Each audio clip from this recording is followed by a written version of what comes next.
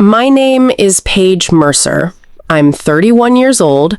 I work as a pediatric respiratory therapist in Charlotte, North Carolina, and for 19 years, I let my family believe a lie about who abandoned who.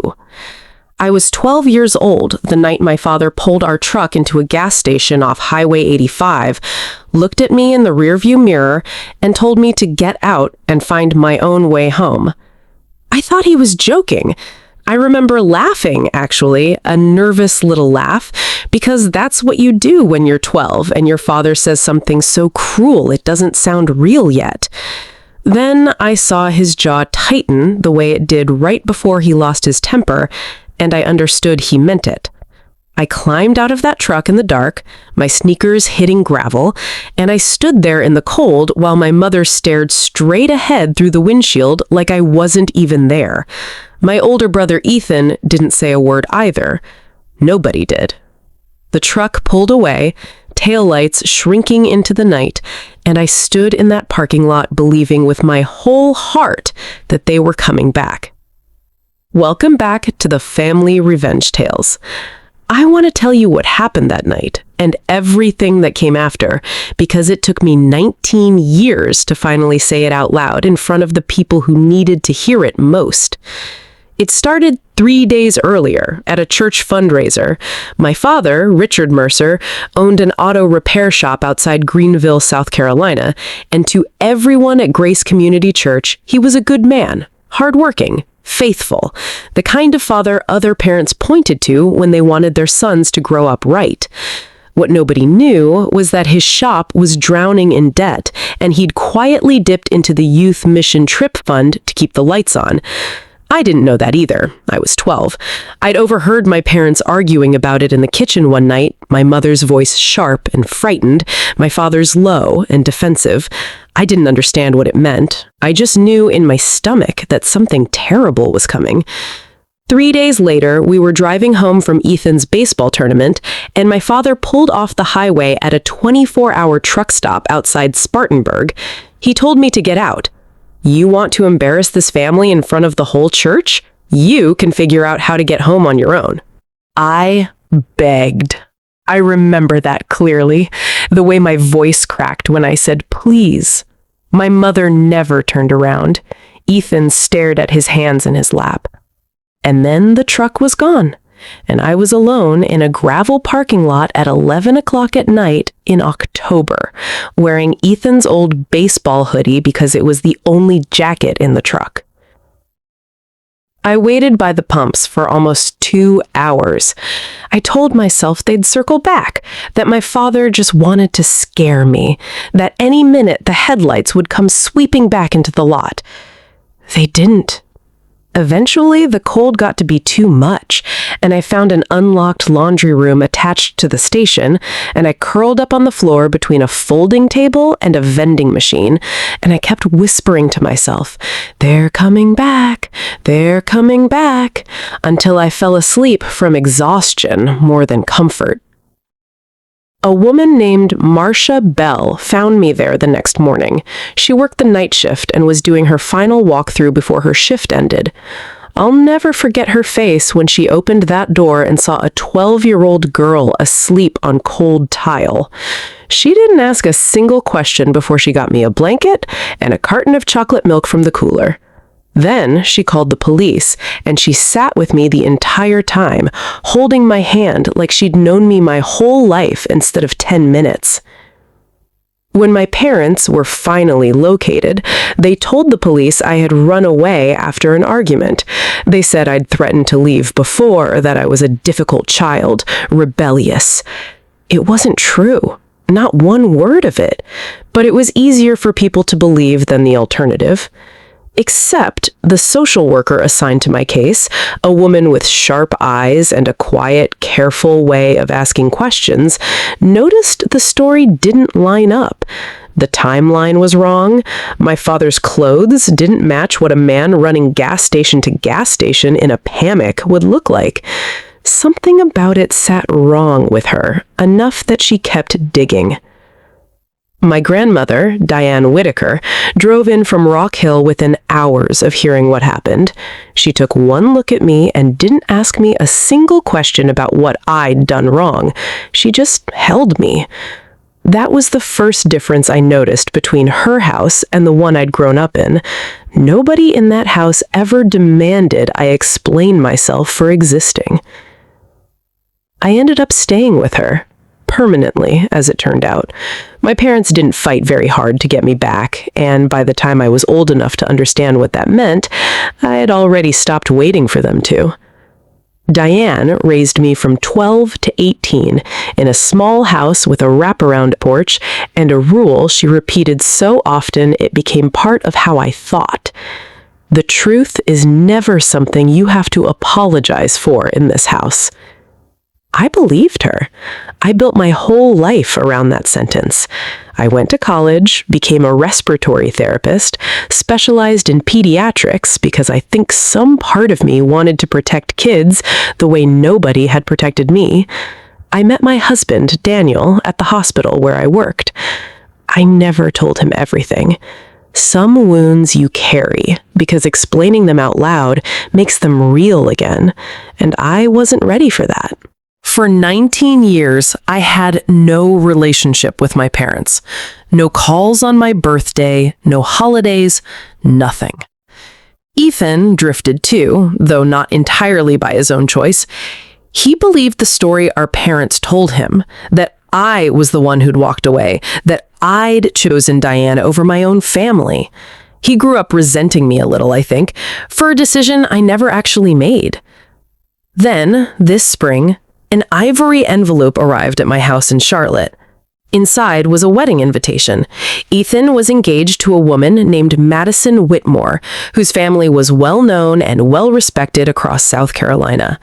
And tucked behind the invitation was a note in my mother's handwriting. "All is forgiven. Come home."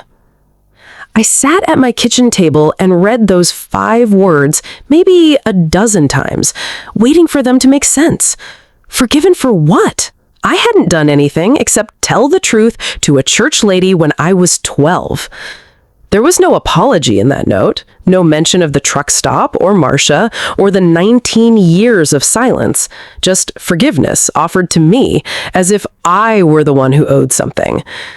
I nearly threw it away. Then Ethan called me directly, which he hadn't done in years, and his voice sounded different, smaller almost. "I want my sister at my wedding, Paige," he said. And for the first time in 19 years, I let myself wonder if maybe my brother actually wanted the truth, not just my presence in a photograph. I told Daniel I needed to go. He didn't ask a lot of questions. He just asked if I wanted him there with me, and I said yes. What I didn't know was that 2 things were happening at the same time, hundreds of miles apart, that would change everything. While helping our father clean out his office ahead of the wedding, Ethan found an old filing cabinet drawer that stuck. Inside was an envelope, yellowed at the edges, with my name written across the front in block letters. "Paige, do not open." He told me later he almost put it back. Almost, but something in him needed to know. Inside were copies of the original investigation documents, the social worker's notes, witness statements, a timeline that didn't match what he'd been told his whole life. One line stopped him cold. Parent's account conflicts with independent witness statement. He sat on the floor of our father's office and read it 3 times before it fully landed. He'd spent 19 years believing a story that had been written to protect the people who told it. Around that same time, I was going through Diane's belongings. She'd passed away that winter, and going through her house was its own kind of grief, slow and quiet. In a shoebox at the back of her closet, I found copies of the same case file, and tucked behind those papers was something I hadn't expected. A faded gas station receipt, time-stamped 1:07 a.m., the night I was left at that truck stop. My father's card, my father's signature. For 19 years, I believed my parents drove home that night and simply never looked back. That receipt told me otherwise. They had come back. hours later, but they'd come back. And somehow, seeing me curled up in that laundry room or knowing I was somewhere on that property, they still got back in the truck and drove away a second time. I sat on Diane's bedroom floor holding that receipt for a long time. I flew into Greenville 3 days before the wedding. My mother, Elaine, met me at the rehearsal dinner with a hug so tight and so public that several relatives actually applauded. "Our girl," she said, loud enough for the whole room. "Charlotte's finest, everybody." She introduced me to people I'd never met, like I was a prize she'd personally raised. Later, in the hallway outside the restroom, her voice dropped to something colder. "Tomorrow isn't the night to discuss old family problems, Paige." My father found me not long after and said something similar, in his own way. "People don't need to know every detail of what happened years ago." That was when I understood, fully, why I'd really been invited. Not for reconciliation, for a photograph, for a story they could finally close, on their terms, with me smiling in it. The next morning, before the ceremony, my father lined us up for a family portrait. "Smile," he told me. "People are watching." I smiled.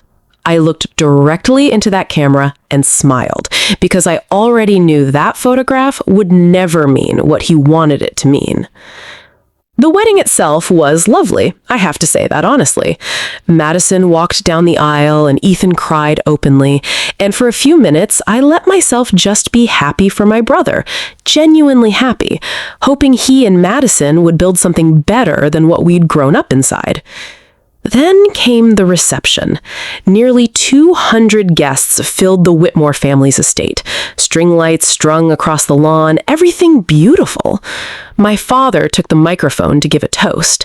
He talked about family, about difficult seasons and forgiveness, and then he turned, found me in the crowd, and said the words that finally broke something loose in me.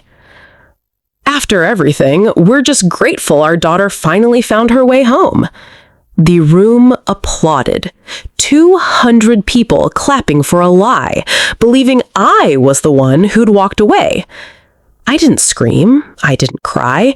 I stood up from my seat, smoothed my dress, and I asked my father one question, loud enough for the tables nearest us to hear. "Dad, do you remember the night you left me at the truck stop?" The silence that followed was the kind you could feel in your chest. My father's face went white. My mother's smile just disappeared, like it had never been there. Ethan lowered his head, and I understood in that moment, he already knew. I didn't rely on memory alone. I had brought copies with me, the original county report, the social worker's notes, and that gas station receipt, 1:07 a.m. Proof he'd come back and left a second time. I laid it out calmly, plainly, the way you'd explain something to a room full of strangers, because in some ways, that's exactly what they were to me. I told them I was 12, that I was left alone at a truck stop at night, that I'd tried calling home and my father refused the collect call, that for 19 years they told everyone I'd run away, and that even when they came back and saw where I was, they still chose to leave. "You told everyone I abandoned this family," I said. "The truth is, you abandoned me, and then you spent 19 years teaching everyone to blame me for it." I expected Ethan to defend them. He'd defended them his whole life. Instead, he stood up beside me, in front of everyone, and said he'd believed the story for 19 years because nobody ever gave him a reason to. "I should have asked her what happened," he said, his voice shaking. Then he turned to me directly. "I'm sorry I never did." For the first time since I was 12 years old, I didn't feel like I was the only one carrying that truth. Madison walked over next. She didn't ask me to sit down, didn't ask me to apologize for the scene, didn't try to smooth things over for the sake of her own wedding day. She just took my hand and said, "You don't owe anyone a performance tonight."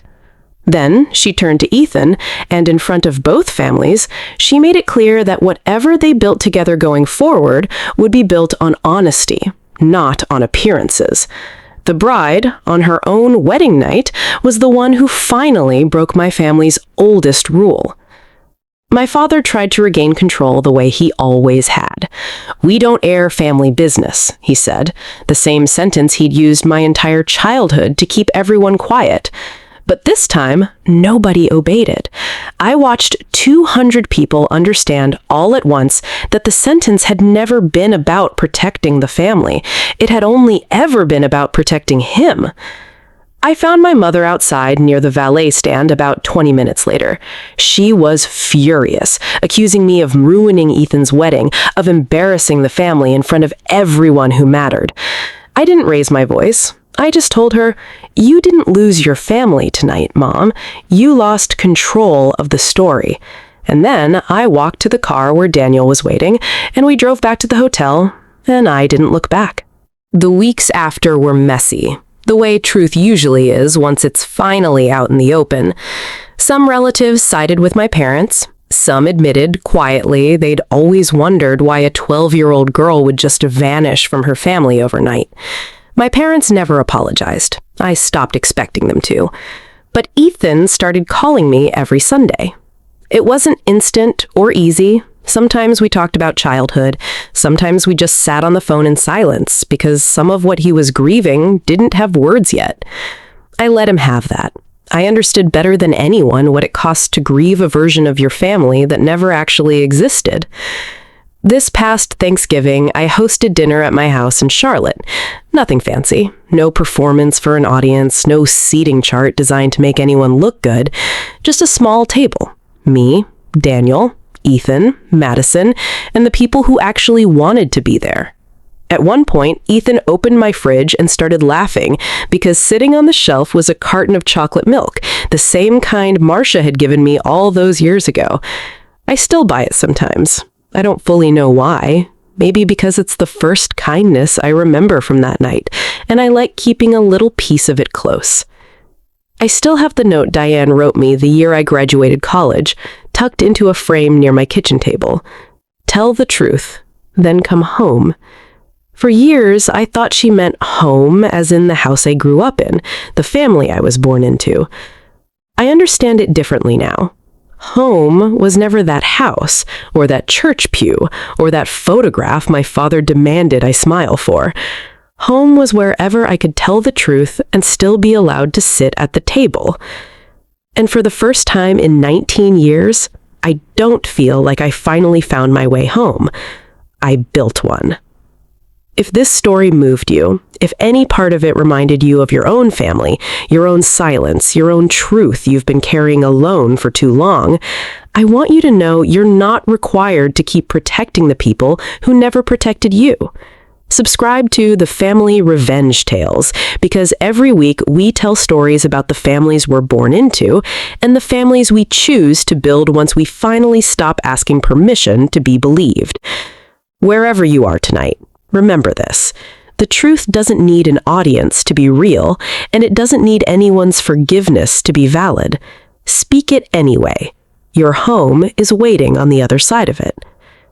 What is the significant educational or other value in this story? This story speaks to the long-term psychological impact of childhood emotional abandonment and the ways families sometimes protect their reputation at the expense of a child's well-being. It illustrates how silence and enforced secrecy within families can distort a child's identity and belonging for decades, and how healing often requires confronting the past directly, rather than accepting a false peace built on unspoken lies. It also highlights the importance of chosen family and supportive figures, like Paige's grandmother, in helping survivors of family estrangement rebuild trust and self-worth. Finally, it offers a broader lesson about accountability, that reconciliation without honesty is not forgiveness, it is simply control, and real healing only becomes possible when the truth is finally allowed to be spoken.